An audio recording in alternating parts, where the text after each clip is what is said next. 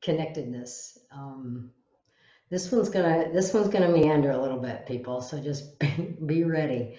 This is how Carol's brain works, and so I want to talk about the connection between things because this is how I put things together in my head. The spiral came about, and I think when I totaled it up, it was like 11 theories came together in my head to create this spiral of accountability. So this weekend has been another mashing of connected events. And so stay with me and follow me through. Hopefully I'll wrap this up in a tie in a bow and I won't wander everywhere. So today is World Peace Day. And so I wore my Mandela shirt because to me, he is definitely a peace builder. For Rotarians, this is a big day for us because building peace and conflict resolution is one of our areas of focus. And we know that building peace comes from equity and inclusion, and from economic development and prosperity, and from fellowship and understanding. And so there's World Peace Day, right? It's basically to be a ceasefire in the world. In other words, stop this and let's try and do a little this. So that's today. So let me also then back up. So Saturday was the start of Rosh Hashanah, which is the Jewish New Year. And I'm going to preface, I am not Jewish and I do not practice the Jewish faith, but I am curious. And one of the things that I'm curious about are significant religious holidays, because I think it speaks to what that is about, and it helps me understand my friends and folks that practice those faiths, so that I have a better understanding for them. So I consider what it is that they're experiencing and what that means to them. And so Rosh Hashanah is the start of the 10 days of awe, which I think is really a cool saying. And then in 10 days of awe, it's about reflection, introspection, and looking at yourself and repenting for things that maybe over the past year you have not held up. And it ends with Yom Kippur, which is the Day of Atonement. So this holy time for the Jewish people is significant, and it really speaks to peace too, right? I mean, isn't it kind of interesting that the World Peace Day is in Rosh Hashanah? So so there's that connection.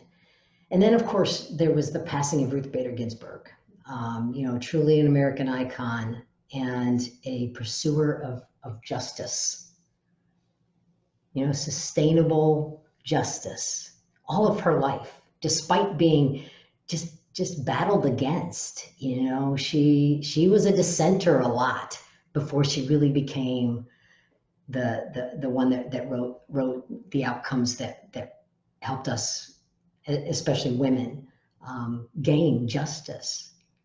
So so I've been doing some reading and some learning and just trying to explore, because that's what curiosity does, right? You spiral up and you just start to explore and you realize and open up your mind and see these connections between things.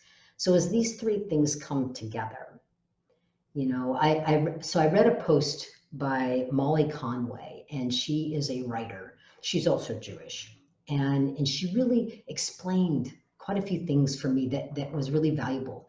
And I've also been speaking with my friend, Jill Eidelman, who is someone that I trust a lot and care a lot about. And she is a teacher in the Jewish temple.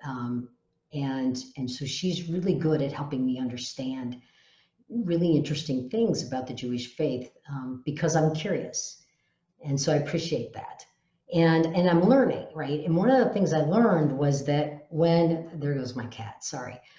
One of the things I learned is that when someone dies during Rosh Hashanah, there's a significance to that, especially someone of the level of Ruth Bader Ginsburg. And I believe I'm going to pronounce this right. I hope so. If not, somebody correct me, and I'll get it right the next time I ever say it. A Jadaket. And a Jadaket is a righteous person. And it's interesting how the Jewish faith views righteousness as being, someone who is giving, right? That they are someone that it's not about giving to charity to get a reward, right? It's about doing what is right to create equity and justice for all.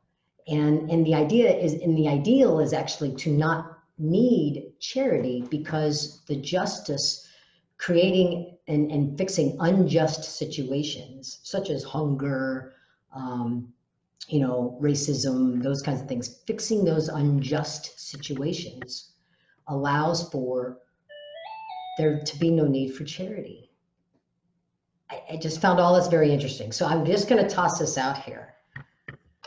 Right now is a really good time to spend a little time in meditation, in reflection, and looking at the peace within me and the peace, and how do I build peace around me? Because it's important.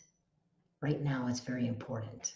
And, I celebrate whether you're Jewish or not. Let's take these 10 days of awe and let's bring about some justice and peace.